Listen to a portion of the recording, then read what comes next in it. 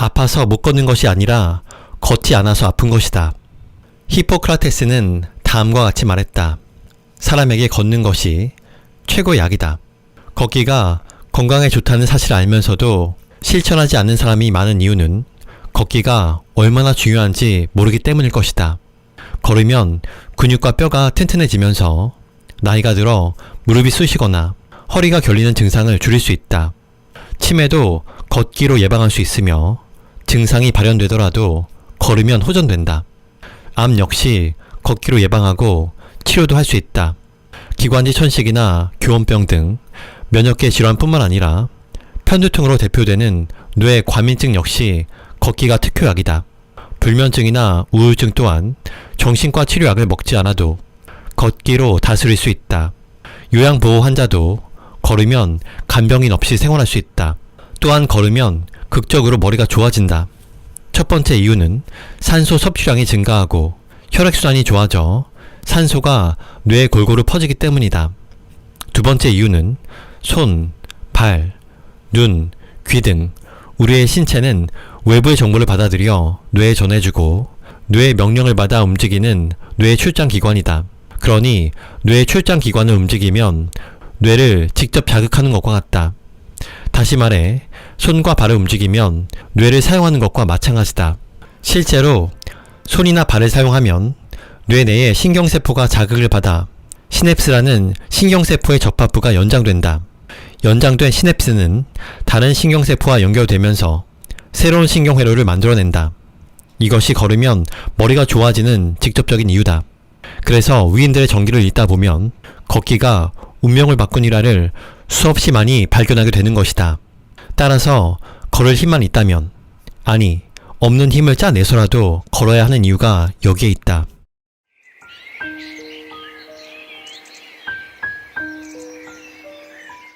안녕하세요, 책바라기입니다. 오늘 소개할 책은 병의 90%는 걷기만 해도 낫는다입니다. 그럼 낭독을 시작하도록 하겠습니다. 걸으면 걸을수록 모든 질병은 완치된다.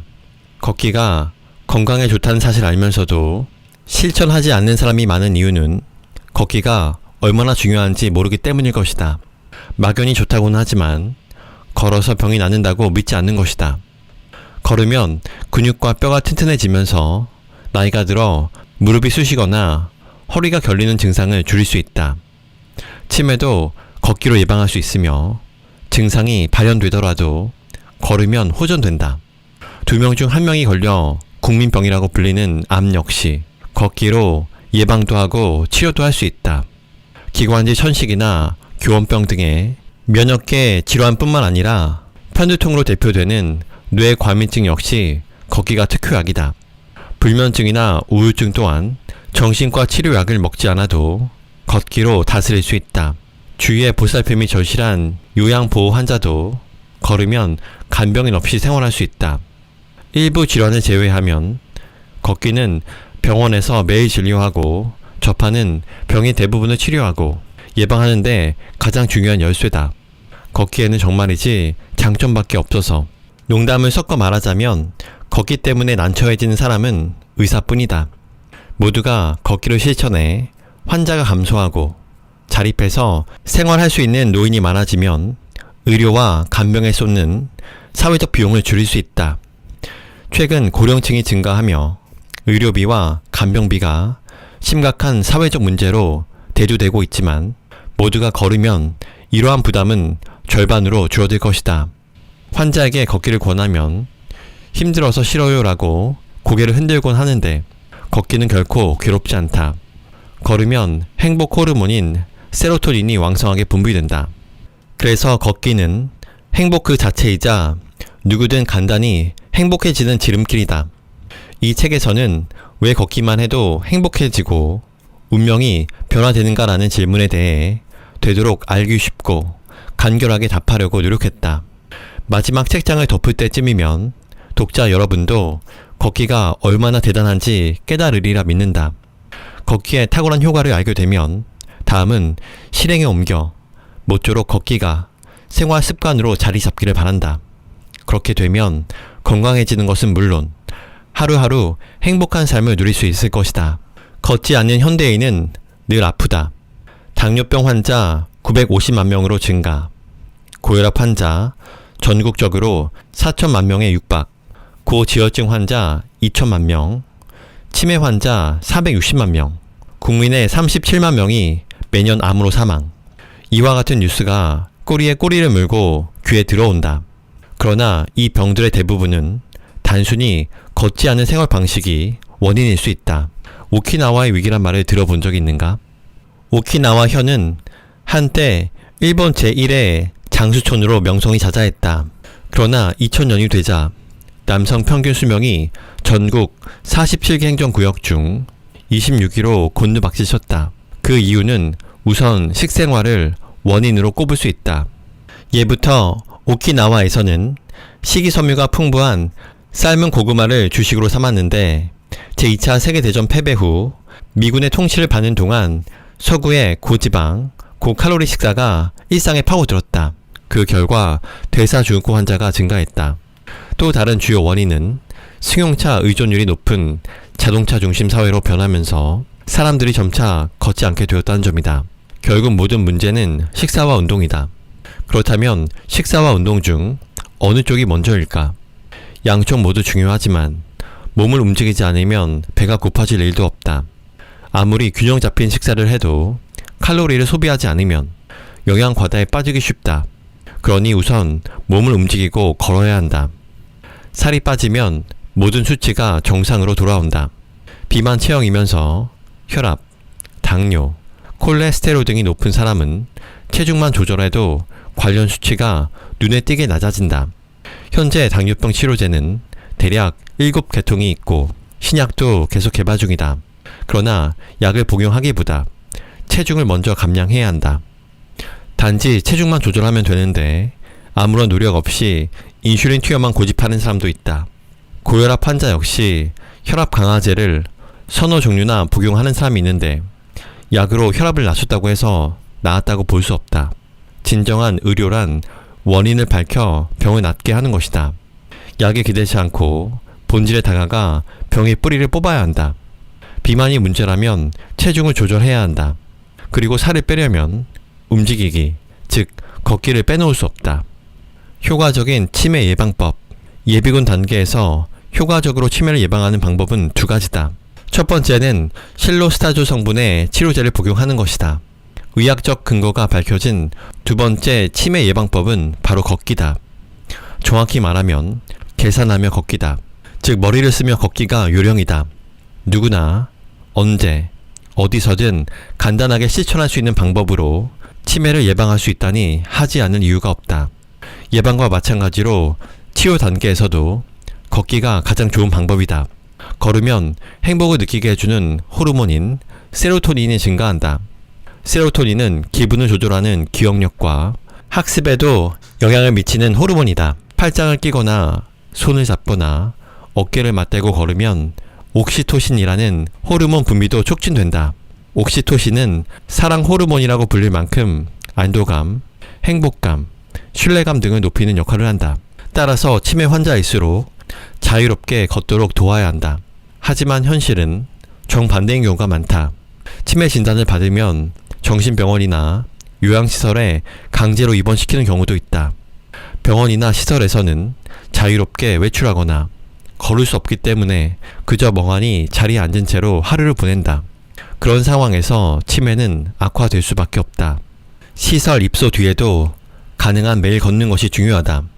걷기 자체가 뇌에 좋을 뿐더러 밖에서 걷다 보면 상점에서 물건을 사거나 이웃 사람들 만나 이야기하는 등 커뮤니케이션을 하게 된다.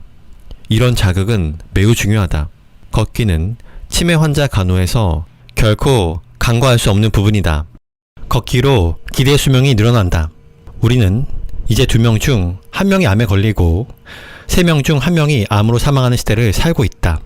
암 때문에 고통받거나 죽음을 맞이하는 환자가 많은 만큼 암 예방법에 대한 관심도 날로 높아지고 있다.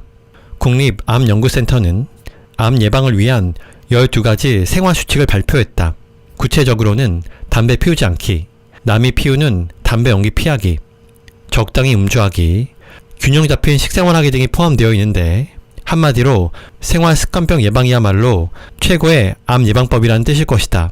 당뇨병, 고혈압, 고지혈증 등의 생활습관병은 많이 걸을수록 개선되며 현대병의 대부분은 걷지 않아서 발생한다는 점은 이미 설명했다. 즉, 걷지 않는 생활습관병이 병을 부르고 암을 일으킨다. 사실 인간은 가장 암에 걸리기 쉬운 동물이다. 인간의 약 30%가 암으로 죽는 반면 다른 동물들의 암 사망률은 매우 낮다. 인간과 99% 유전자가 일치하는 침팬지가 2% 이하, 개와 고양이는 그 절반인 1% 이하, 물속을 자유롭게 헤엄치는 물고기는 더욱 낮은 0.1% 이하라고 한다. 다만 집에서 기르는 개와 고양이의 사망 원인은 인간과 마찬가지로 암이 많으며 애견의 30%가 암으로 죽는다는 조사 결과도 있다. 항상 움직여야 하는 야생동물은 거의 암에 걸리지 않는다고 한다. 그렇다면 암은 왜 발생할까? 암의 직접적인 원인은 유전자 손상이다. 유전자 손상은 부모의 유전자가 대물림되면서 생기기도 하지만 대부분은 담배, 자외선, 화학물질, 스트레스, 나쁜 식습관 등의 후천적인 원인이나 돌연 변이 때문에 발생한다. 통상적으로 유전자가 손상되더라도 곧바로 복구되는 것이 정상이다. 하지만 손상된 유전자가 그대로 복제될 때도 있으며 이러한 오류가 여러 번 누적되면 암세포가 발생한다. 체내에 생성된 작은 암세포를 발견해 퇴치하는 것은 우리 몸에 자연적으로 존재하는 면역체계다. 그러므로 유전자가 손상될 확률을 낮추고 만약 복제 오류가 반복돼 암세포가 생기더라도 빈틈없이 격퇴할 수 있도록 면역체계를 튼튼하게 유지해야 한다. 이때 가장 좋은 방법은 걷기다. 걸을수록 면역세포가 활성화되기 때문이다. 최근 연구에서 적절한 운동이 습관화된 사람은 그렇지 않은 사람에 비해 NK세포라는 면역세포가 활성화된다는 사실이 밝혀졌다. NK세포는 바이러스에 감염된 세포나 암세포만을 직접 파괴하는 든든한 아군이다. 위 연구 결과에서 주목할 것은 적절한 운동이란 표현인데 지나치게 격렬한 운동은 오히려 면역력을 저하시킨다. 무리한 운동을 하면 인체의 세포나 유전자를 상하시켜 손상을 입히는 활성산소가 증가하기 때문이다. 덧붙여 NK세포를 활성화하려면 즐겁게 운동하기도 중요하다고 한다. 그러니 유쾌한 마음으로 걷는 것이 바로 건강을 지키는 비결이다. 암을 예방하기 위해 값비싼 건강보조제를 복용하거나 건강식품을 섭취하는 사람이 많지만 걸으면 전혀 그럴 필요가 없다. 다시 한번 강조하지만 무엇보다 걷기가 중요하다. 암은 노화의 일종이므로 오래 살수록 암에 걸릴 확률도 높아진다. 노화 때문에 발생하는 암을 100% 예방할 길은 없지만 생활 습관 때문에 발생하는 암은 미리 대처할 수 있다. 시간이 허락하는 한 걸어보자. 암 발생 위험을 분명히 줄일 수 있다. 걷기만으로 변비 탈출. 기능성 위장장애란 검사 결과 아무 이상이 없는데도 소화불량, 복통, 더부룩함 등의 증상이 가시지 않는 질환을 말한다. 최근 이와 같은 질환을 앓고 있는 환자가 큰 폭으로 증가했다고 알려져 있다. 위와 장의 기능을 조절하는 신체 기관은 어디일까? 바로 자율신경이다. 익히 알려졌듯 자율신경은 교감신경과 부교감신경으로 나뉜다. 교감신경은 몸을 움직일 때나 긴장하거나 스트레스를 받았을 때 작용하고 부교감신경은 신체가 안정되었을 때 작용한다. 이 두 신경의 균형이 깨지면 자율신경이 지배하는 위와 장의 기능에도 이상이 생긴다. 지금 속이 안 좋으신 건 자율신경 기능이 저하되었기 때문이에요 라고 환자에게 설명하면 그럼 자율신경 기능이 좋아지는 약을 주세요 라고 되돌아가기 일쑤지만 필요한 처방은 약이 아니라 걷기다. 자율신경 기능을 개선하는데 걷기보다 좋은 방법은 없다.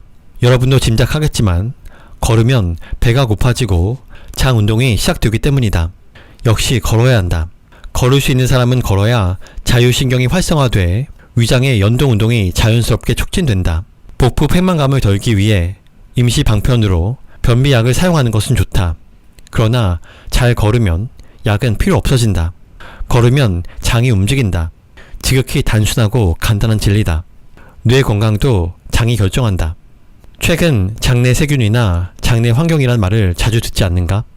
장내 세균이란 장 안에서 서식하는 세균을 가리키는데 인간의 장에는 3만 종류, 1000조 개 이상의 장내 세균이 산다고 한다.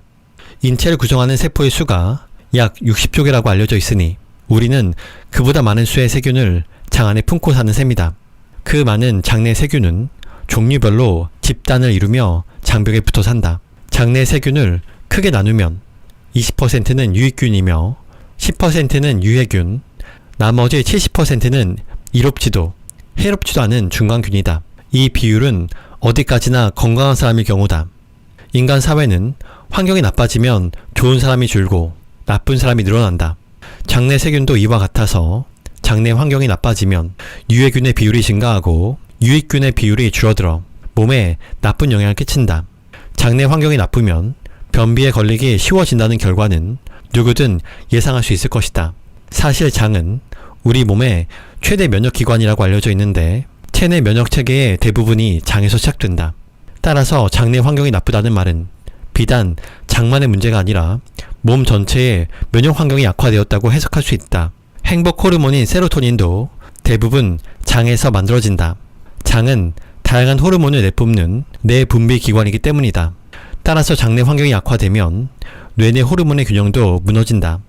장내 환경이 나빠지면 행복 호르몬인 세로토닌을 비롯해 뇌내 호르몬의 균형이 무너진다. 장 기능을 조절하는 것은 자율신경이고 자율신경 기능을 개선하려면 걷기가 으뜸이다. 즉, 걸을수록 장은 물론 뇌도 건강해진다. 내성 없는 완벽한 항우울제 걷기. 우울증도 최근 들어 환자 수가 급증한 질환이다. 우울증은 약으로 치료된다고 생각하는 사람이 많을 것이다. 실제로 우울증 증상을 토로하며 의료기관에서 진찰을 받으면 대부분의 의사가 우선은 약으로 처방한다. 그러나 약물 복용으로 우울증이 치료되면 좋겠지만 별다른 호전 없이 그저 습관적으로 복용하는 환자가 상당히 많다. 좀처럼 약을 끊지 못하고 평생 약에 의존하며 사는 환자도 있다. 그러나 약물 치료가 우울증의 근본적인 해결책이 될 수는 없다. 걸으면 항우울제를 끊을 수 있다. 우울증은 걸으면 개선된다. 우울증이란 뇌 내에 세로토닌 또는 노르아드레날린이라는 호르몬이 부족한 상태인데 걸으면 이 호르몬들이 증가하기 때문이다. 그러므로 하루에 5분이라도 좋으니 일단 걸어야 한다. 우리 병원의 외래 진료에는 우울증 환자도 매일같이 내원한다. 그때마다 꼭 걸으세요. 걸으시면 약을 안 드셔도 돼요 라고 말씀드리지만 환자들은 좀처럼 걷지 않는다. 하루에 5분, 10분이라도 걸을 만한 기운이 생기면 서서히 복용량을 줄이다가 마지막에는 약을 완전히 끊고 걷기만으로 전환하자. 이 방법이라면 초기 우울증은 3개월 만에 극복할 수 있다. 그런데 왜 3개월일까? 뇌내 호르몬 상태를 개선하는데 대략 3개월이 걸리기 때문이다. 수면제보다 오전 산책이 좋은 이유. 올바른 수면 습관을 기르려면 낮 시간에 조금이라도 걸어야 한다. 특히 대부분의 고령자는 낮 시간에 활동량이 적기 때문에 밤이 되어도 쉽게 잠들지 못하는 사람이 많다. 피곤하지 않으니 잠도 오지 않는다는 지극히 단순한 이유로 불면증을 겪기도 하는 것이다. 반대로 낮 시간에 하이킹을 하며 반나절 정도 걸으면 누구든지 밤에 푹 잠들곤 한다. 따라서 잠이 안 와요 하고 불면증을 호소하는 환자에게 걸으면 자연스럽게 잠이 올 거예요 라고 답하며 꼭 걸으라고 한다. 한 가지 덧붙이면 아침 해쬐기도 소홀히 할 수 없다. 아침 해쬐기가 중요한 이유는 두 가지다. 체내 시계를 다시 맞추는 효과가 있다. 체내 시계의 한 주기는 24시간보다 조금 길다. 하루는 24시간이므로 그대로 두면 실제 시간과 체내 시간이 조금씩 어긋나게 된다. 그 차이를 없애기 위해 시간을 다시 맞추는 작업이 바로 아침 해쬐기다. 두 번째, 멜라토닌이다. 아침에 해를 쬐면 밤중에 멜라토닌이 분비된다. 멜라토닌은 수면 호르몬이라고 불리는 물질인데 뇌의 숨과체에서 멜라토닌이 분비되면 맥박, 체온, 혈압이 떨어져 자연스럽게 잠이 든다. 멜라토닌은 아침 햇볕을 쬐은 뒤 14시간에서 16시간 뒤에 분비된다고 알려져 있다.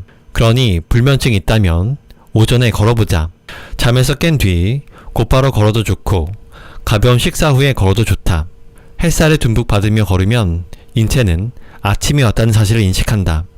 또한 적당한 피로는 밤에 잠이 잘 오도록 돕는다. 감기도 피해가는 몸 만들기. 여러분은 감기에 걸리면 어떻게 하는가? 병원에서 주사를 맞거나 감기약을 찾는 사람이 대부분일 것이다. 하지만 감기를 낫게 하는 약은 이 세상에 없다. 감기 치료약을 개발하면 개발자는 노벨상을 받을 것이다. 올바른 감기 대처법은 두 가지다.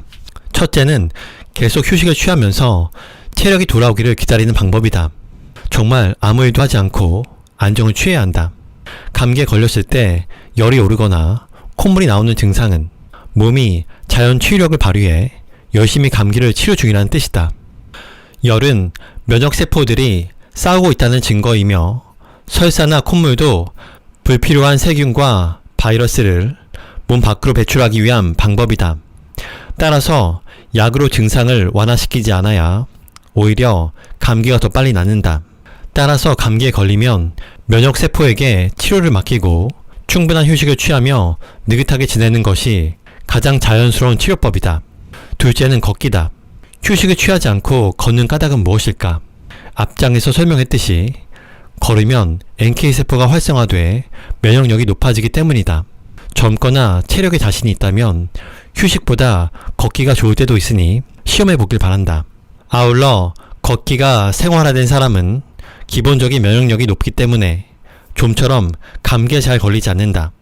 어쩌다 걸리더라도 금세 씻은 듯이 낫기 마련이다. 걸으면 머리가 좋아지는 두 가지 이유.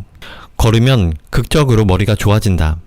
여기에는 간접적인 이유와 직접적인 이유가 있다. 먼저 간접적인 이유를 살펴보자. 뇌 기능이 떨어지는 가장 큰 원인은 뇌에 도달하는 산소를 받아들이는 양이 줄어들기 때문이다. 호흡을 통해 들이마신 산소는 혈액을 타고 뇌를 비롯한 온몸으로 공급된다. 이때 뇌에 도달하는 산소의 양을 늘리기 위해서는 체내에 들어오는 산소를 빨아들이는 힘을 키우는 방법과 혈액순환을 촉진시키는 방법이 있다. 최대 산소 섭취량은 약 1분 동안 최대한으로 섭취할 수 있는 산소 양을 가리키는데 흉곽이 클수록 섭취량도 높아진다. 나이도 영향을 미쳐서 일반적으로 20세 전후에 최고에 달하고 그 이후에는 점점 감소한다고 알려져 있다. 그러나 유산소 운동을 하면 최대 산소 섭취량을 끌어올릴 수 있다. 걷기가 습관화된 사람은 산소를 들이마시는 힘이 좋아지므로 뇌에 도달하는 산소가 늘어나 뇌의 노화를 늦출 수 있다. 혈액순환 역시 걸으면 좋아진다. 신선한 산소를 머금은 혈액은 심장에서 출발해 동맥을 타고 온몸 구석구석을 여행한 다음 정맥을 타고 노폐물 등을 회수하며 심장으로 돌아온다. 그런데 심장에서 가장 멀리 떨어진 다리에서 심장으로 돌아오려면 중력을 거슬러야 한다. 이때 혈액이 다시 돌아가도록 돕는 것이 근육이다. 특히 제2의 심장이라 불리는 종아리 근육은 수축과 팽창을 통해 펌프 역할을 하며 혈액순환을 돕는다. 걸을 때는 종아리를 사용하므로 다리에서 심장까지 혈액이 밀려 올라가 혈액순환이 좋아진다. 걷기야말로 종아리를 단련하고 혈액순환을 돕는 최고의 건강법이다. 결론적으로 걸으면 머리가 극적으로 좋아지는 첫 번째 이유는 산소 섭취량이 증가하고 혈액순환이 좋아져 산소가 뇌에 골고루 퍼지기 때문이다. 두 번째 이유는 손, 발, 눈, 귀 등의 우리의 신체는 외부의 정보를 받아들여 뇌에 전해주고 뇌의 명령을 받아 움직이는 뇌의 출장기관이다. 그러니 뇌의 출장기관을 움직이면 뇌를 직접 자극하는 것과 같다. 다시 말해 손과 발을 움직이면 뇌를 사용하는 것이나 마찬가지다. 실제로 손이나 발을 사용하면 뇌 내의 신경세포가 자극을 받아 시냅스라는 신경세포의 접합부가 연장된다. 연장된 시냅스는 다른 신경세포와 연결되면서 새로운 신경회로를 만들어낸다. 이것이 걸으면 머리가 좋아지는 직접적인 이유다. 머리가 좋아진다는 말은 뇌 안에 신경세포가 풍부하고 신경끼리 잘 연결된 상태를 가리킨다. 만들어진 신경회로는 어느 정도의 나이를 정점으로 파괴되기 시작하지만 재생할 수 있다. 걸으면서 손발을 사용하면 신경세포가 자극을 받아 다시 연결되기 때문이다. 최근 연구에 따르면 뇌에 있는 신경줄기 세포가 신경세포를 증가시킨다는 사실이 밝혀졌다. 걷기는 신경 사이의 네트워크를 활성화하고 신경세포의 수를 늘리는 비결이다. 책을 읽으면 그때까지 몰랐던 새로운 지식을 습득할 수 있고 사고가 촉발돼 새로운 아이디어가 떠오르기도 한다. 독서와 똑같은 효과를 걷기에서도 얻을 수 있다. 위인들의 전기를 읽다 보면 걷기가 운명을 바꾼 일화를 수없이 많이 발견한다. 부지런히 걸었기 때문에 인생이 바뀌었다고 믿어 의심치 않는다. 실패한 사람이 처음 해야 하는 일, 운동. 미국에서 처음 몇 년 동안 온 가족이 조그만 식품점을 운영하면서 주말도 없이 1년 내내 일하는 상황이 이어지고 있었다. 아이들이 태어나자 우리도 남들처럼 하루는 쉬어가면서 가족이 함께 주말을 보내는 꿈을 꾸었다. 단순히 주말을 가질 수 있을 것 같은 생각에 친구와 동업을 시작한 컴퓨터 조립 회사는 몇 개월도 못 버티고 문을 닫았다. 두 번째는 몇 명이서 조그만 증권 거래사를 차렸다. 거래 수수료만으로는 욕심이 차지 않아 주식과 선물에 직접 투자했다가 몽땅 날리고 말았다. 상처가 너무 깊었다. 이미 10년 만에 다시 원점으로 돌아온 꼴이었다. 세 번째는 시커스라는 유기농 식품회사를 시작했다. 2000년경 많이 가는 사업체 사장을 졸라 오너 파이낸싱을 받아 건강식품 매장을 인수하여 착실히 성공의 발판을 이어가고 있었다. 매장은 주말에도 오픈했지만 다행히도 직원이 50여 명 넘다 보니 내 가족과 주말을 보낼 시간은 있었다. 사업은 정상 궤도에 오르는 듯 했으나 타이타닉 호가 암초를 만나 침몰했듯이 내 사업 역시 9.11 테러라는 암초를 만나고 며칠이 지나지 않아 급격히 흔들리기 시작했다. 대중에게 퍼진 테러 공포심으로 소비자 구매 심리가 추락하는 비행기처럼 하락했다. 자본 없이 인수한 사업체의 매출이 50% 이상 떨어지자 하루 종일 심장만 벌렁거리고 스트레스로 인한 원형 탈모증으로 털 빠진 사자 모양이 되어갔다. 9.11 테러의 여파가 가까스로 회복되어 가자 이번에는 8개월에 걸친 매장 앞 도로 확장 공사로 인해 매출은 완전히 숨통이 끊어져 버렸다. 그렇게 세 번째 사업의 실패를 인정하던 날 나는 모퉁이 구석 길가에 차를 세워놓고 귀를 막은 채 소리를 질렀다. 그리고 집으로 돌아가 아내의 무릎에서 애처럼 울었다.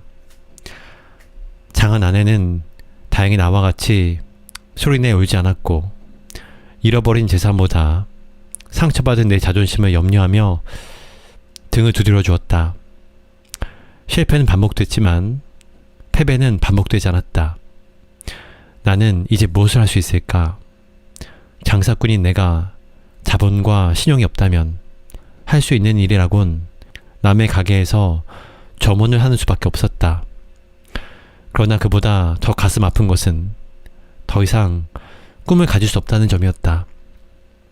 내 몸과 마음은 바닥까지 황폐해져 버렸다.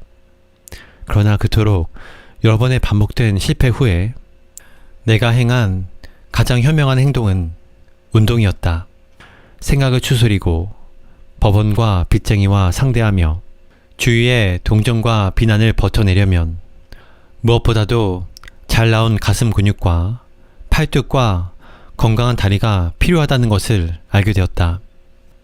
배짱은 가슴 속에 들어있는 것이 아니라 가슴 근육 속에 들어있었다. 나는 걸었다. 처음에는 터벅거리고 때로 비틀거리며 신발은 바닥을 끌었다. 걷기는 재미 붙이기에는 단순하고 지루한 운동이다. 하지만 몸에 무리가 없고 어떤 운동에도 재주가 없는 사람에겐 가장 무난한 운동이다. 게다가 여느 운동과 달리 걷는 동안에는 어떤 문제에 대해 골똘히 생각할 수도 있고 호사스럽게 사색까지도 가능했다. 몸과 마음은 천천히 균형을 유지해갔다. 꾸준한 걷기를 통해 다리에 힘이 붙기 시작했다. 다리의 힘은 허리와 상체를 든든히 받쳐주기 시작했고 어느새 움츠렸던 가슴과 어깨가 펴지고 허리가 곧아졌다. 걷는 모습도 훨씬 당당해졌다. 끌려다니듯 보이던 걸음걸이가 제법 운동하는 모습처럼 보였다. 힘이 남으면 뛰었다. 팔굽혀펴기를 하고 복근을 만들고 근육을 만들었다. 빠진 머리는 다시 나지 않았지만 20살 때보다 단단해진 멋진 몸을 갖게 되었다. 이런 경험을 통해 몸과 마음이 상당히 긴밀하게 유기적으로 움직인다는 것을 알게 되었다. 몸이 아무리 건강한 사람도 스트레스에 노출되면 급격히 건강을 잃고 파탄에 이른 마음일지라도 몸을 건강하게 만들면 자신감이 회복된다는 것을 알게 되었다. 젊은 처녀들도 나를 좋아할 거라는 착각에 빠질 만큼 몸이 건강해지자 자연히 모든 것에 자신감이 붙고 실패를 기회로 받아들일 수 있는 여유도 갖추게 되었다. 나는 다시 꿈을 꾸기 시작했다. 그러나 이번 꿈은 마음에서만 나온 것이 아니라 몸에서도 함께 나왔다. 어머니의 태몽처럼 내 꿈도 이루어졌다. 아이들에게 주는 교훈이라는 내 글은 수만의 사이트에 저장되어 있고 책으로도 만들어져 팔려나갔다. 이제 내 사업은 수백 가족들의 생계를 유지시켜주고 있다. 나는 이미 어머니의 태몽처럼 수많은 사람들 앞에서 연설을 하게 된 것이다. 내가 걷기 운동을 시작하지 않았다면 어머니의 태몽은 헛되이 날아갔을 것이다. 지금부터는 목차를 읽어드리도록 하겠습니다. 프롤로그, 운명을 바꾸는 걷기의 힘. 제1장, 대부분의 병은 걷기만 해도 낫는다.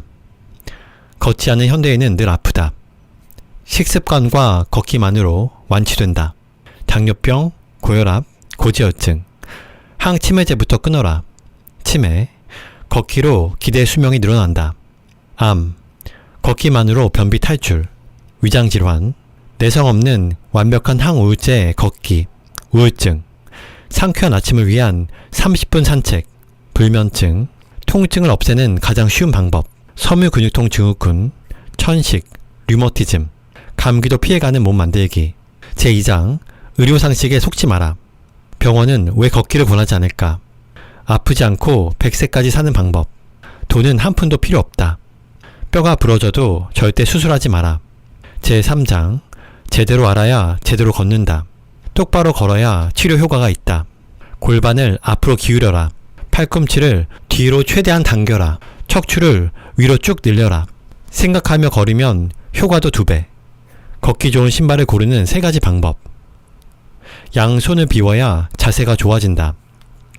거리와 지하철을 나만의 피트니스 센터로. 허리와 무릎이 아픈 사람에게 추천하는 걷기법. 혼자 걷기 힘들면 노르딕 워킹으로 시작하라.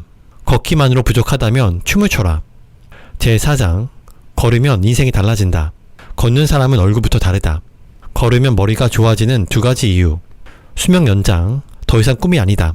공부도 일도 걷기로 효과 업. 역사 속 위인들은 왜 많이 걸었을까?